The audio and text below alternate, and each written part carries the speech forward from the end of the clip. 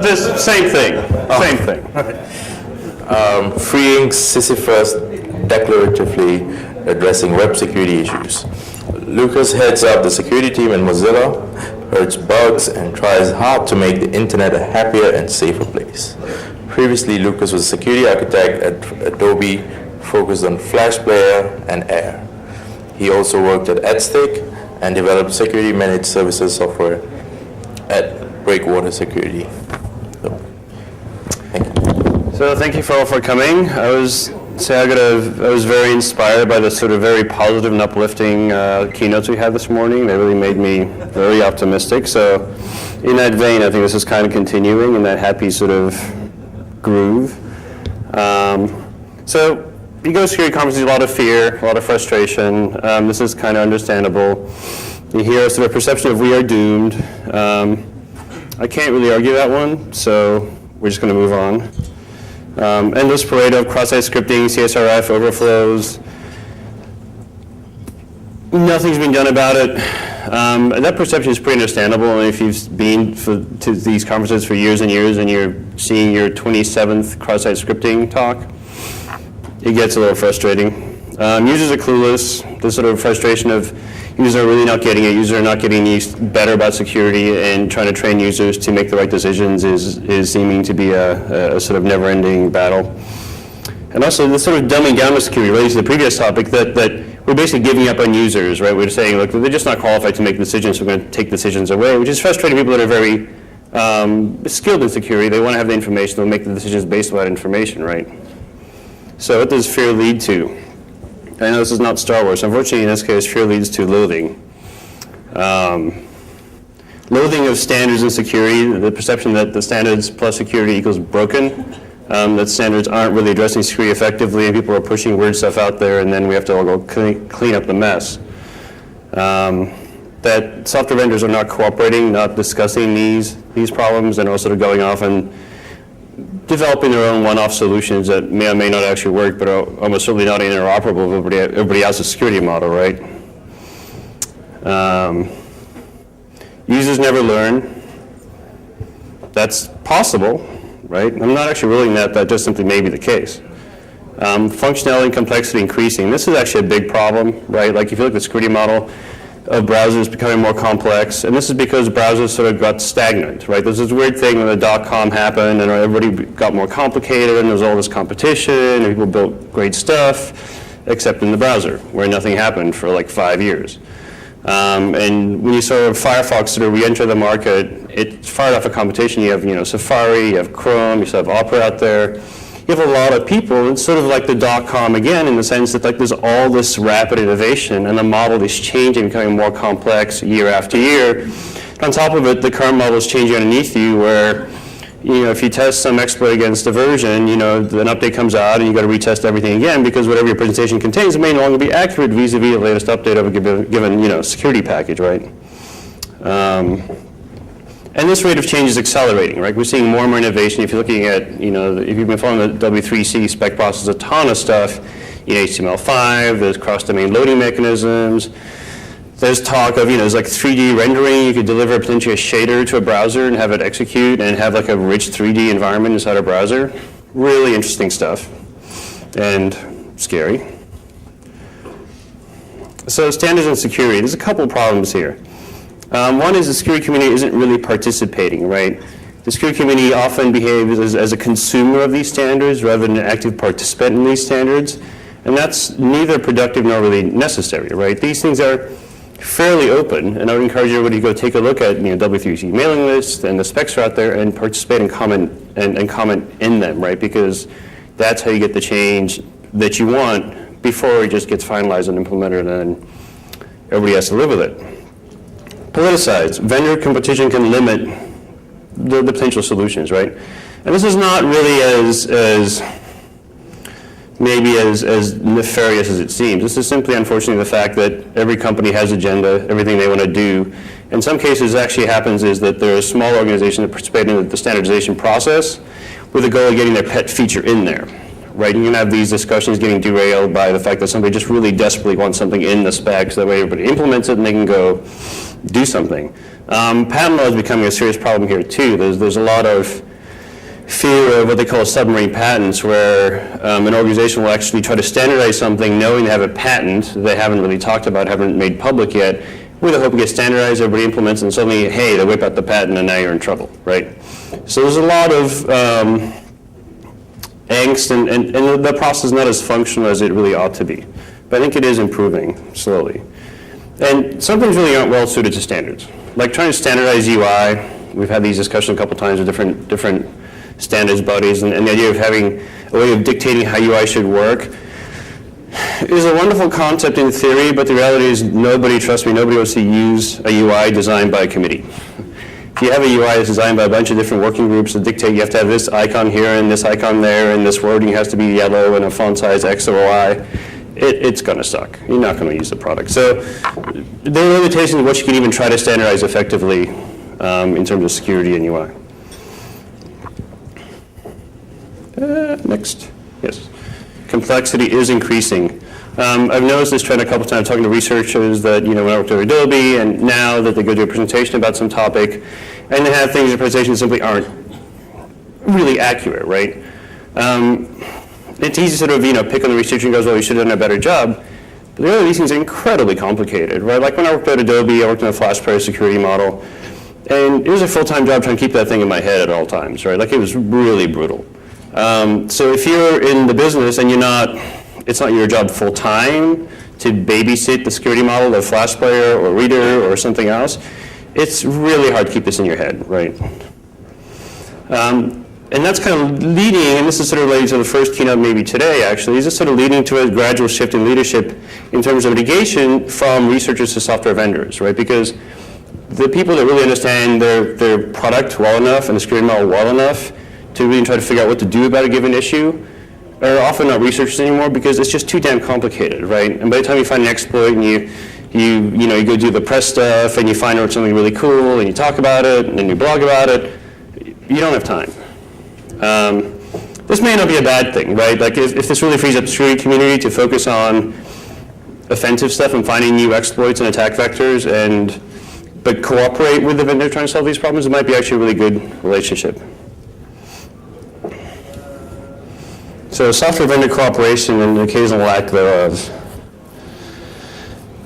So this is sort of a pet peeve of mine. I think that when you get a model where every vendor independently tries to solve something like cross-site scripting or clickjacking or CSRF, XSS, whatever, you end up with a really crappy environment. Because what happens is, if you can't deploy as a developer the same mitigation against, say, CSRF, across all different browsers, it's really not useful. It doesn't matter in theory if there's a given mechanism in Safari that works a certain way and IE8 does something different and then Firefox does something different. I mean, who cares, frankly? It's really worthless, right? So I'll give you an example of where, like trying to figure out the security model implications of cross-domain loading in the browser is brutal. I'm going to sort of blow through these. The goal is not to go through great detail and try to do a whole threat model on the fly, but here are the main sort of models you have out there. You have the Adobe Flash Player cross-domain policy mechanism, both the original version and sort of the updated, stricter version. You have Silverlight, you have Java, and you have HTML and a couple different mechanisms within HTML for doing cross-domain loading and information sharing. First one, Flash Player.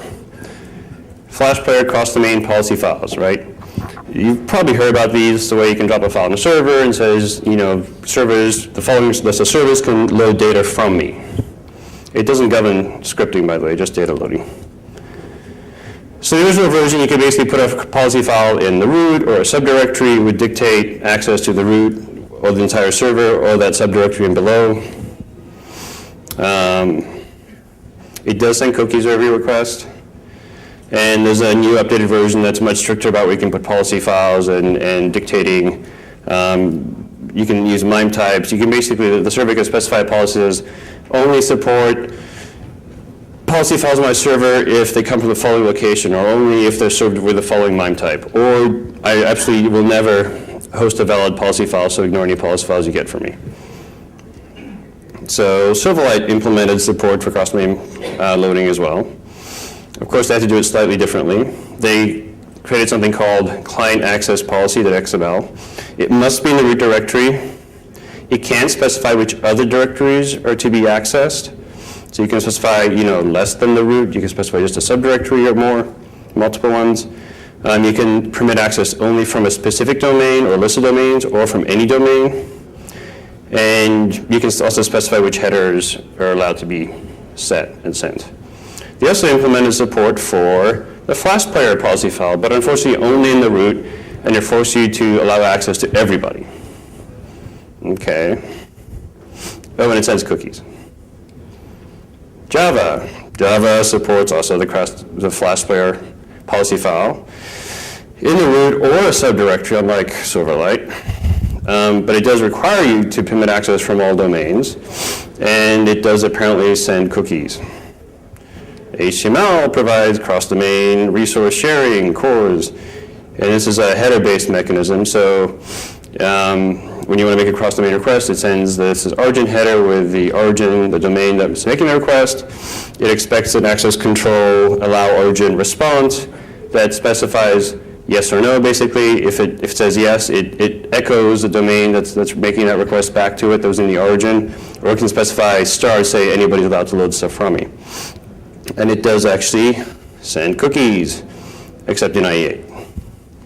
And it uses XML HTTP request, except in IE8. Cross-window messaging. This is a mechanism where frames or windows can talk to each other directly. So it's sort of analogous to cross-domain data loading, but it requires actually loading content from there. So sender calls window post message.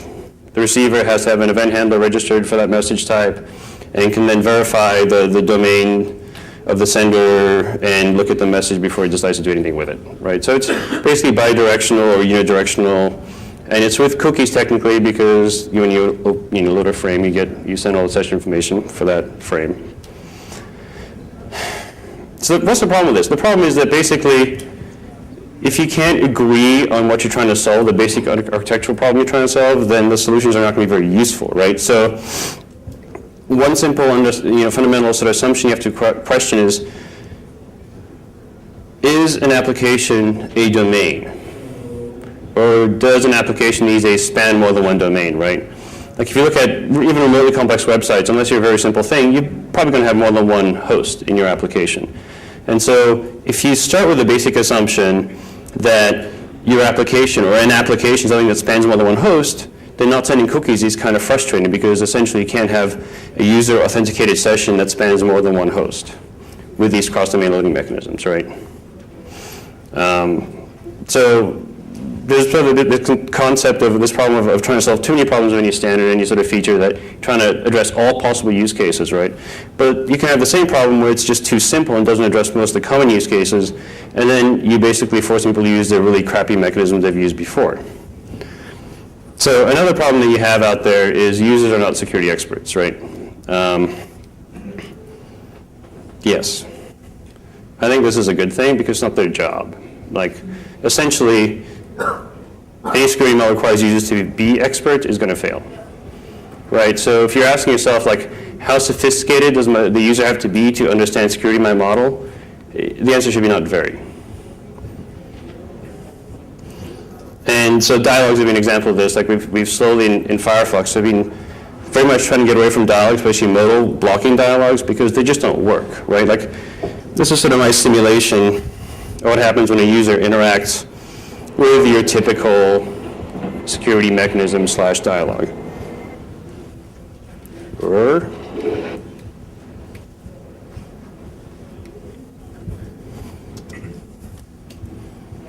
Okay, so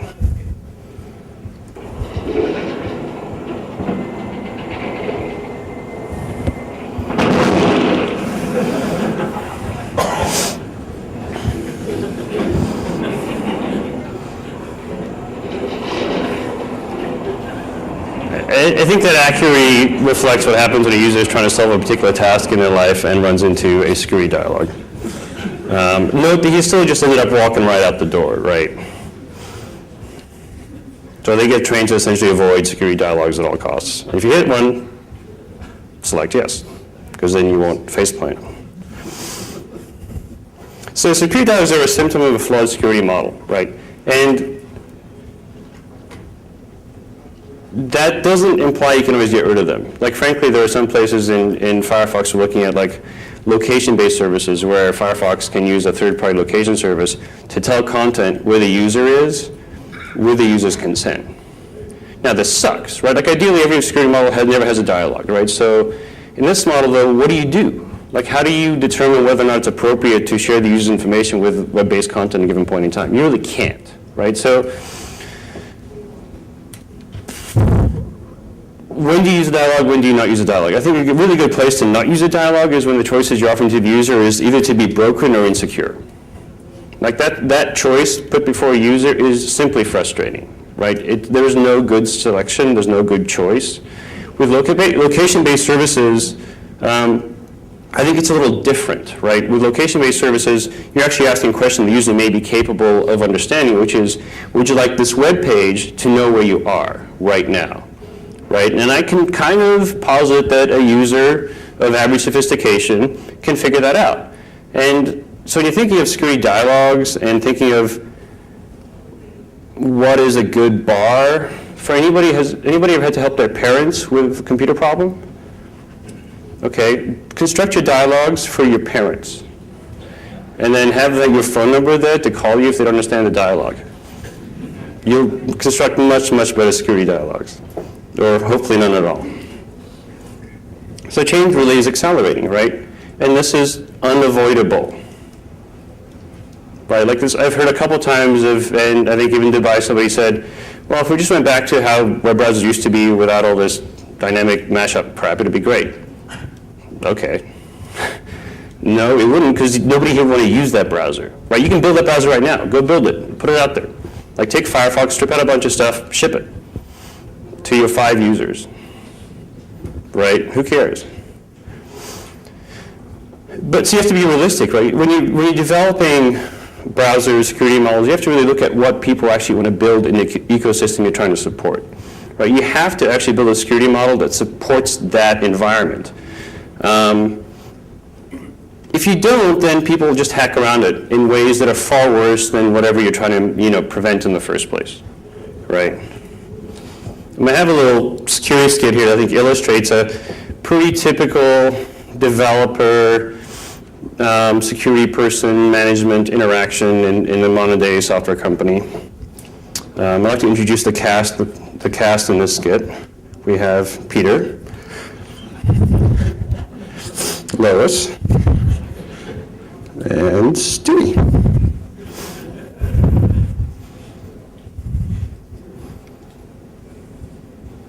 Let's see if this wants to play today. Well, men, the Quahog Men's Club is complete. It took 6 weeks and cost $8,000, but it was worth it.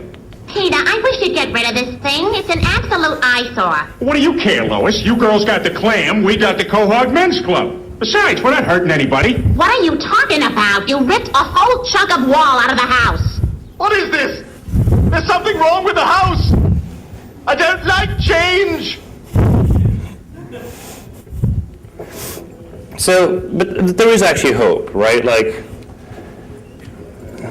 it's not all broken, it's not all doom and gloom. And so this talk was inspired by some of the nothing ever changes, but things are actually changing for the better. Right? Despite all the problems and standards, progress is actually being made. Like, security is actually being more effectively addressed in complex feature discussions around cross-domain access and loading and downloadable fonts and all this stuff, right?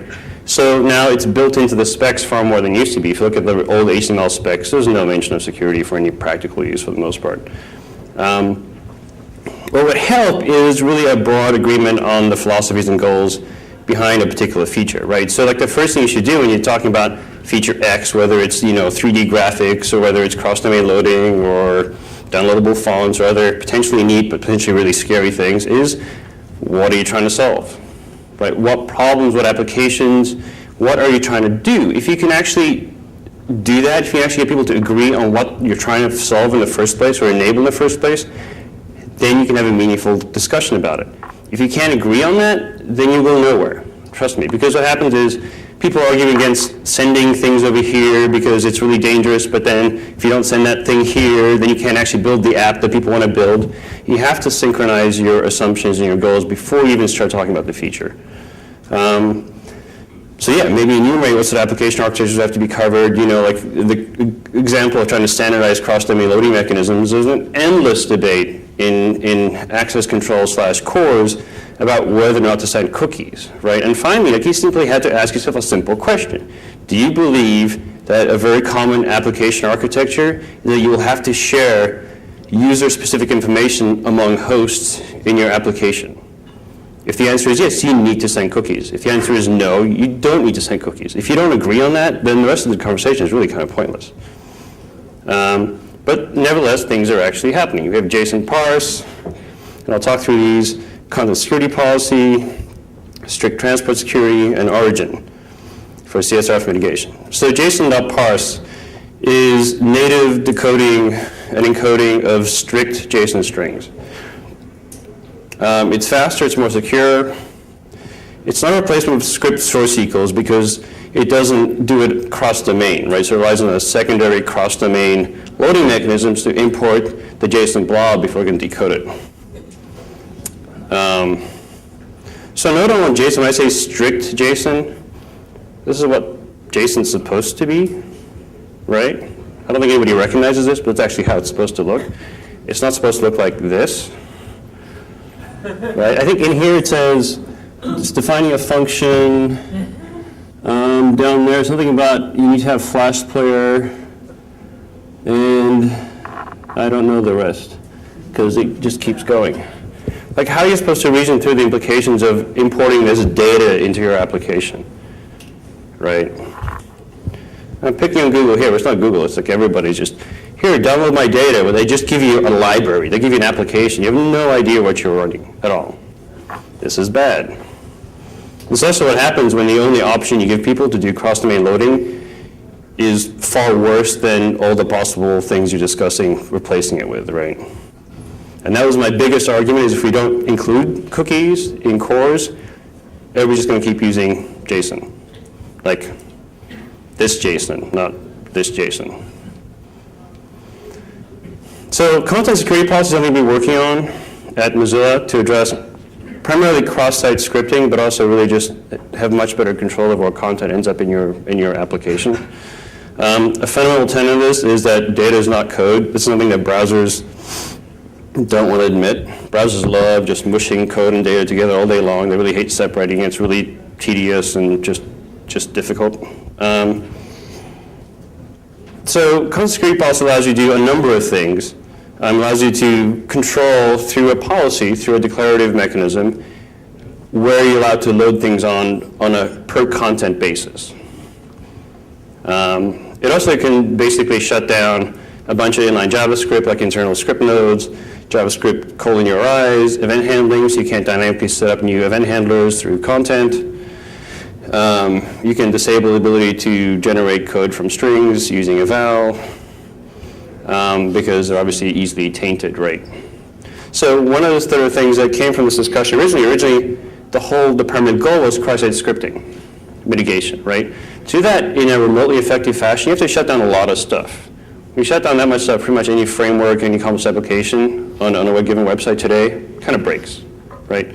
So something we did is actually really tried to make sure that we would have an incremental process, right? So you don't have to buy the whole thing. You don't have to go implement the whole thing whole hog. You can implement content security policy on a piecemeal basis and focus first on controlling where content's loaded from, or controlling dynamic script generation and shutting things down in a more sort of atomic fashion. And over time, as you test and build confidence in the model, you can make it more aggressive, right? Turn it up, basically. But the goal is so you don't have to sit there and write reams and reams and reams of data sanitization code that then the guy next to you has to write all over again, right? So only explicitly allowed content will load. Policies can be separately defined from many types of content, images, etc. Framing behavior can also be restricted, so it can also address clickjacking, because you can simply have a policy is don't ever frame me, or only frame me from the following domains. And you also have debugging and logging capabilities, so you can specify the ability to log exceptions, right? So if you start having issues on your site, you can figure out why it is that a piece of content maybe isn't working because it's throwing some sort of security exception driven by content security policy.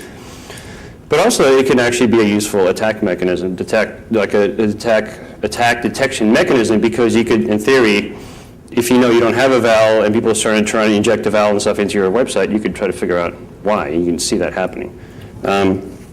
Strict transport security, this is a spec that was submitted to the W3C very recently, but being discussed sort of previously. So this is the ability for a website to specify a response header called strict transport security. What that header does is subsequent visits will force the HTTPS scheme to that domain. You have to specify some sort of max age for this policy to be enforced, otherwise it could just be there forever, and then if suddenly you want to revert back to non-HTTPS for whatever reason, you can't, right? So you always have to specify some maximum age. And you can optionally choose to include subdomains, right? So like the root domain could specify this policy of always require HTTPS. No cover every host in your domain, or could cover only that particular host that served that policy. This is from sites such as PayPal that just really want to all be HTTPS all the time. And now they can without having to write lots of crazy code on the server side. Another feature that's being discussed is origin, right? So origin for cross-site request forgery. So it sort of came from a bunch of discussion from Adam Barth and Colin Jackson about extending, originally really, and this may actually may end up what happens, but extending the origin header as used in access control cores to be essentially kind of a better referrer, right? Refer has issues, it leaks URL fragments, and also the biggest problem, it just gets sent on every stupid little like anchor tag click, so you're always leaking origin information about it, and there's privacy concerns, so desktop proxies will filter them out. Some corporate proxies also filter out referrer, and so it's not a very reliable mechanism for CSRF mitigation. So what origin would do is it would send just the domain, just the host essentially, but not for everything, right? It would not send it for anchor, window navigation, images, style sheets. The reason is that those generally should not be considered event state-changing operations, so then you should simply deny them, right? So the model with origin simply is if you implement it and you have agent support, which is the browser you're interacting with at the time, supports origin, your model can be really simple. It's like, basically heuristic is the page in question a state-changing operation page, right? Is something useful and scary happening on that page? If it is and the agent supports origin, is the origin one of the origins I expect? If no origin is provided or it's null, then reject the request. Without having to worry about tokens, a bunch of crazy stuff, right? So there's questions about, because origin right now is only sent with CORS requests or access control requests, it's not clear that we want to use the same header name, because if we do, if websites are now relying on the presence of origin to indicate that it's a cross-domain request, they may get very confused, frankly, right? But it would be nice to reuse it, because then we wouldn't have to have yet another header that we're putting into the browser that people have to deal with and sucks up bandwidth constantly. But this is actually a very useful CRS mitigation. If the agent supports it, it really saves you a lot of work. Other things that have sort of been anti-features, I call them, because they're always anti-something, right? IE supported or implemented X-frame options. My problem with this, it's great, but once again, it's overly simplistic in my opinion, right? So it does support anti-clickjacking, but it assumes that essentially you would only ever want to be framed, or your state-changing pages would only ever want to be framed by another page in the same domain. It's just not true, right? It simply isn't true. Like, unfortunately, like in my personal experience, I have two banking relationships where they use this all the time. They have like a third-party bill pay system or some other content they frame from a different domain, right? And that's the sort of stuff I really care about clickjacking, right? But this feature wouldn't be useful because it sort of assumes that either they're in the same domain, they're okay, or they absolutely can't be okay. IE8 also has an anti-XSS filter that looks for reflected cross-site scripting attacks. It looks something in the URL that then shows up in the content. It's pretty useful. And then most of us have implemented anti-phishing, and they've implemented anti-malware, right? So that's all good stuff. So the question for this audience is probably like, well, what to do? Like, what are we supposed to do about this? Great that all this stuff is going in there. Where does the security community participate in this? Well, just, participate. I mean, peer reviews of security models, right? All the stuff is going through standardization. It's all there. Take a look at it. Contribute feedback. Get on the mailing list. Discuss it. I mean, there's really a wealth of potential contributions that could be provided by the people in this room, but unfortunately that, like right now there's sort of this big disconnect between the standards bodies and the security community. Mozilla has its own Mozilla Dev Security Usenet group that is used for random security discussions. You can only subscribe, it's pretty low volume, but there's an interesting security feature we're working on. We'll generally cross-post that list and you'll be made aware of it and you can participate. Download and test stuff, right? We have a tri-server build of content security policy. You can go, and I do have at the end of this I have references. You can go look at a bunch of links at the end of the presentation. But you can go download a Firefox build of content security policy in there and implement it on your website and see what works. Test it, break it. See if your website breaks, see if CSP breaks first. Something will break, I'm sure. It always does. There's also a strict transport security add-on you can get for Firefox. And all this will be eventually in the code, but we often use add-ons and non-standard builds to test things, right? So we've prototyped STS in an add-on. You can download it. It's called Force TLS because that was the original name of that proposal and got renamed.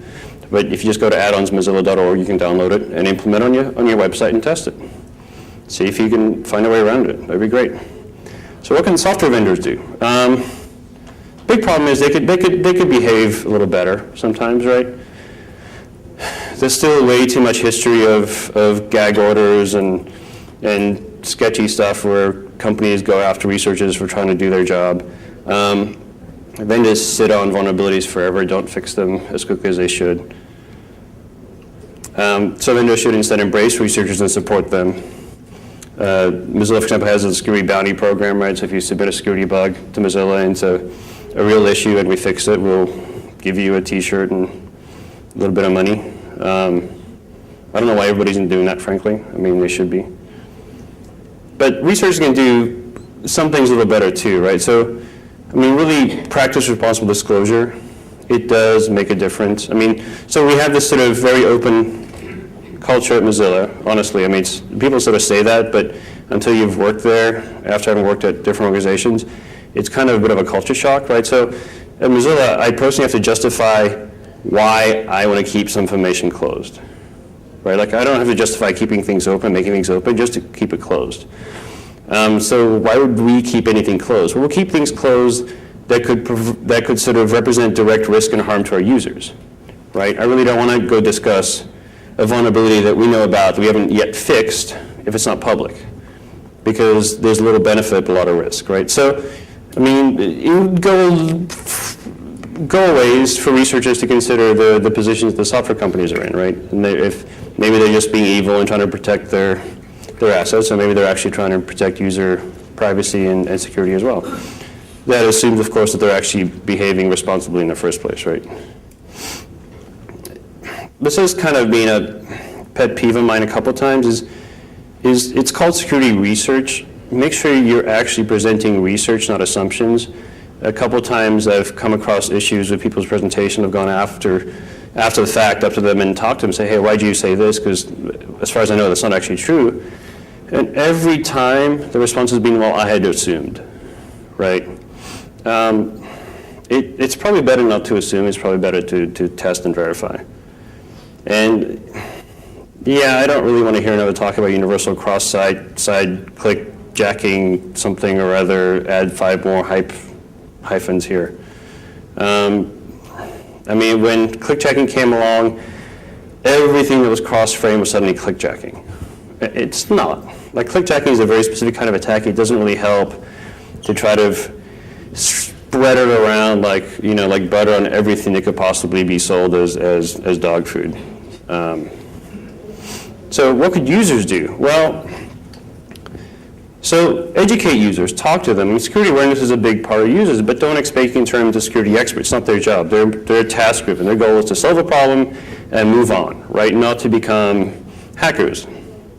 But that, interestingly enough, sort of makes the developer more responsible, and the security researcher more responsible for really pushing them in the right direction, right? Like, so one thing, and I'll give you a couple examples. You see the UI changes in Firefox in the last couple versions to be more forceful in driving users to make the right decision, not simply present a choice that is A or B. But you shouldn't take user choice away entirely, right? So like updates, an example. Updates in theory, it'd be great if everybody just sort of updated magically and the new version was running and you couldn't do anything about it. In theory, until you break somebody's application, or until you break somebody's workflow in their company, or until you, in the middle of trying to organize a wedding, you break their magic wedding planning application, the bride freaks out and kills everybody, right? So, like, it's great to assume, but you also want to give the user an opt-out if you're wrong. So I have this video again. I think this video is great. I actually really wish that users were as cooperative, as willing as these folks are just to get home. Like, this is how security should work, in my opinion.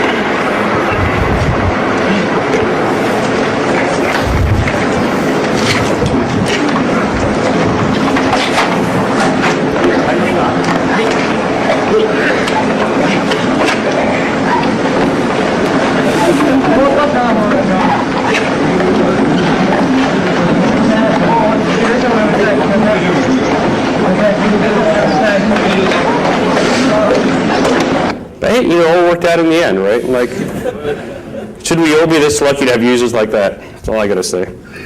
So, here's a change that happened in Firefox 3.0. And this dialog is slightly updated for 3.5, but basically the gist of it's the same. Like, you probably, all of you remember the old SSL dialogues that was like, this website apparently might be really broken and try to rob you. Would you like to continue, yes or no? Well, I don't know. You hit no and the website doesn't work. You come back, reload, hit yes, and the website works. Okay, well, yes is obviously the right answer because the website works. Now we have a slightly different dialog that says, this website is broken, you should go do something else. And in the bottom is a little like, well, I understand the risks. Oh, if you say so, okay, yeah, knock yourself out. This was very controversial when this came out. A lot of ire from, of course, the more technically savvy people, some of them apparently in security, but not really, complaining that it wasn't our right to once again dumb down the dialogue and take user choice away, right? Sorry. And the argument is, well, sometimes I really just need encryption, I don't care about authentication. Which, on the web, is not actually possible, because the definition of man in the middle is you don't know who you're talking to. So having an encryption channel to the man in the middle, not very useful, right? So in some respects, even pretty sophisticated users can be really, really wrong. But you still need to give them an out, right? Because they determine, like, if I'm setting up my home router, this is what I'm going to get. Right? They're not going to have a CA, certificate that's tied to 192.1.1.1. So, so this is the lower one is actually the EV certificate UI change was introduced in Firefox 3.0, and the upper one was introduced in 3.5. That was originally supposed to be in 3.0, but it got derailed by a whole bunch of internals sort of arguing and squabbling over "don't mess with my Chrome," right? And the argument was that, well, this information. So what happens is in a DB certificate, we take the host name. Actually, the domain, I should say, with the option you can configure to be the host and domain. And for SSL sessions, we put that in blue, right? And then for EV, we actually put in, instead of the domain, we put in the organization name, because the whole point of EV is actually maybe you have some slight degree of confidence about who you're talking to, unlike DV. And it was incredibly controversial. People were like, well, don't mess with my UI, it's redundant, it's not interesting, you're cluttering it up. But it actually is very useful because for a lot of like phishing and URL spoofing, that's actually very useful, right? Asking a user to parse a URL for security information is a really bad idea. Like nobody knows how to do that. And there's been actually a bunch of interesting attacks where you have a really long host name and weird character spoofing that makes it look like you're really terminating the domain here, but it's actually out here. So these mechanisms are useful, and actually, hopefully over time, users will learn to rely on them, right, and become a source of familiarity. So if it's lacking, the user's a little alarmed. The problem with all these dialogues, like padlocks and stuff, is nobody ever detects the absence of them, right? You've seen these images where, like if you can go to your bank and you can set up like my favorite image thing, and when you log in, you're supposed to see that image. And people have done studies where all you do is simply don't show that image and nobody notices the image isn't there. So hopefully this is useful, but this is certainly no panacea. So software developers, what can developers do? Change how you think about security. Security is a characteristic of the product. It's not a gate to get through. It's not like you get the security rubber stamp at some point in the release cycle and you're happy. You should be thinking about security through the whole life cycle of the product.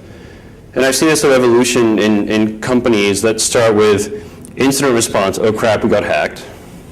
It happens usually like a couple times. And like, okay, when you get pen testing and we get people to come and hack our infrastructure and find the issues, right? Well, I mean, that's okay, but then the problem you find is that they're almost always like, especially for software, they're finding your stuff way too late in the life cycle. You bring them in usually, before you're going to ship. If they find a serious problem like an architectural issue in your application, not a good time to be rebuilding it. Not a good time to be architecting major features a month before you're trying to like ship the thing. So you start doing security reviews, like, well, when you're about to, like a little sooner, before we actually start testing it, let's talk through what you're doing. And that leads to like design reviews where before you even start specifying, before you even start coding the thing, you actually sit down and agree what it is you're trying to do and why you're trying to do it and what the security characteristics of the feature should be, so it's included in the design, in the spec, before you start doing any of the work. And eventually what happens is you do it in your requirements, right? And when you think about a feature and the user goes, I really want X, you go, well, do you really want X or do you want this safer version of X, right? You should be thinking through security through a whole life cycle of your product, not as this thing you're supposed to just sort of survive towards the end of the release cycle. So I've worked on a couple of security models. I worked on the FlashBlade security model. I worked on really designing the Adobe Air security model and worked on Mozilla and stuff. And so when you look at new features, you have to really consider the implications of the security model. This means is that really iterating security models is incredibly painful. Like this whole sort of like, let's ship it now and figure out later. Taking privilege away is almost impossible. So if you're looking at designing a security model and you have a couple options, one is to be more restrictive initially and target a core set of uses and applications, or you can be sort of more open, which is always very tempting because, hey, if you're more open, you just allow more things, more people will use your application, everybody will be happy, it'll be great. The reality is, whatever you pick now, you will never be more restrictive than that, realistically. Because every time you do, you break people's applications, you break people's websites, and they're not going to like you. And so the cost to do that, the barrier for taking away privilege in your security model further down the road is so high, it's not impossible, but you have to be willing to break your customers. That's not easy. Having done that a couple times, not fun. So, just start with the minimum privilege, and this is why requirements gathering becomes really important. If you don't really understand what people are trying to do with your product, what goals you're trying to achieve, what problems you're trying to solve, you cannot even have this conversation. Not in a functional way, because what's going to happen is like, well, people want to do this and this and this and this and this. Well, we need all this privilege to do it. They just need everything. So that's what they get. So you do have to thread this sort of needle of not too much and not too little privilege, right? So Occam's razor is often sort of misquoted as being the simplest solution is best. It's actually not true. Out of all equally effective solutions, the simplest is best, which is a very, very different thing, right? Simplest simply implies that you're trying to go for the simplest solution, which might be simple, has no bearing on the effectiveness of the solution, right? So security is also not something you can solve. You just don't like, I've had this conversation, people want to solve security. It's like, no, you can't. What you can do is try to factor in security into the cost of ownership. So when you're looking at designing a feature or a product, you have to budget it in, right? And I had these battle countless times where People are like, well, I don't want a budget to have a security release a quarter. Well, you need to, right? I don't want a budget to support an update mechanism that can update all of our users within less than a week. Well, if you want all those users, you need to, right? You should be lucky to have that problem. So, quiz, anybody? Anybody want a t-shirt? Nobody wants a t-shirt? It's really pretty. Everybody will look like just like this tomorrow morning, I promise. No, but close. Nope. Java. Who called Java?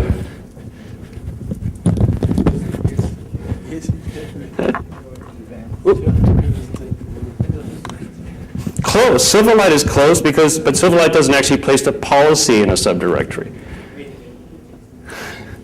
Silverlight lets you specify a directory in the policy file. Yeah, but my point is, after a presentation like this, I'm not saying it's a great presentation, but nobody can keep this stuff straight. Well, that's how complex this model is, right? Like I have to go, when I'm doing this, I have to go back, like, okay, which one was the one that crossed the, but it sends cookies, but no, you can't. Policy file in the subdirectory, yeah, okay. Like, it's just ridiculous. So a big goal for the web browsers is they need to really bite the bullet and put in the extra effort to try to synchronize these models so the developer is not ripping their hair out. Like, you cannot blame the developers in this environment for having cross-site scripting and CRF bugs everywhere, but basically right now the model's like, here's a grenade, the pin's over there somewhere, good luck.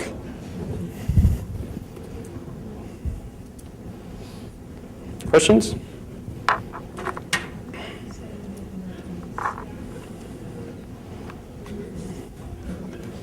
You want to be the green guy, by the way, in security.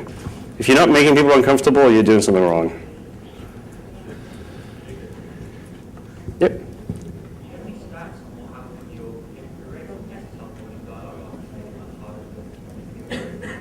So the question is, do we have statistics on click-through rates on the SL dialog? And unfortunately, we don't, but that's a really good thing to have. But judging by the people that complained about it, I'm guessing it was probably a pretty big behavioral change. Any other questions? Cool. Yep. Well, thank you.